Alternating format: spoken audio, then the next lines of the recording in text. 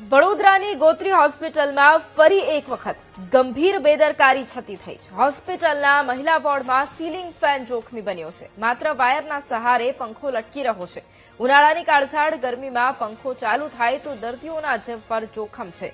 Cooler લગાવાયા પરંતુ પંખા repair કરવાનું હોસ્પિટલનું તંત્ર જાણે ભૂલી ગયું।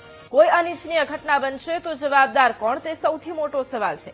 દર્દીના સગાએ વિડીયો પણ બનાવી અને સોશિયલ મીડિયામાં વાયરલ કર્યો છે। વડોદરાની ગોત્રી હોસ્પિટલના દ્રશ્યો છે કે જ્યાં સીલિંગ ફેન વાયરના સહારે છે। અને આજ મુદ્દે સંવાદદાતા માનુ ફોન લાઈન પર છે। માનુ, ગોત્રી હોસ્પિટલમાં ફરી એક વખત ગંભીર બેદરકારી છતી થઈ છે અને સીલિંગ ફેન હવે એ તમામ જે લોકો આવી રહ્યા છે દર્દીઓ તેમના માટે જોખમી બન્યો છે। આખી ઘટના શું વધુ જાણકારી?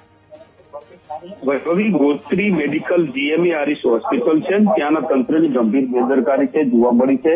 કારણ કે જે મહિલા વોર્ડ છે ત્યાં પંખો માત્ર વાયરના આધારે લટકી રહ્યો છે એવો એક દર્દીના સગાએ વિડીયો બનાવ્યો, આ વિડીયો વાયરલ કર્યો છે।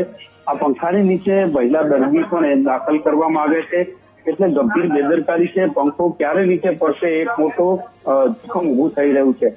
કાલે જયારે આ વિડીયો વાયરલ થયો તાત્કાલિક આ પંખો અત્યારે હટાવી લેવામાં આવ્યો છે, પરંતુ મેડિકલ હોસ્પિટલની બેદરકારી કહી શકાય, તંત્રની બેદરકારી કહી શકાય કે આ પંખો મોત સમાન ઉપર લટકતો રાખ્યો, માત્ર વાયરના આધારે પંખો લટકી રહ્યો હતો। આવી જોખમી સ્થિતિમાં દર્દીઓની સારવાર કરવામાં આવી રહી છે ત્યારે તંત્ર નિંદ્રાધીન હોય એવું ચોક્કસ દેખાઈ રહ્યું છે અને આ તંત્રએ દર્દીઓના હિતમાં યોગ્ય કાર્યવાહી કરવી જોઈએ। જેવી રીતે આ વિડીયો વાયરલ તરત જ આ પંખો હટાવી લેવામાં આવ્યો છે, પરંતુ જો આ પંખો કોઈના ઉપર પડ્યો હોય તો મોટી નુકસાની, મોટી જાનહાનિ અથવા તો દર્દી ઘાયલ થાય એવી સ્થિતિ સર્જાઈ શકતી હતી। બિલકુલ, આભાર માનું તમામ જાણકારી માટે।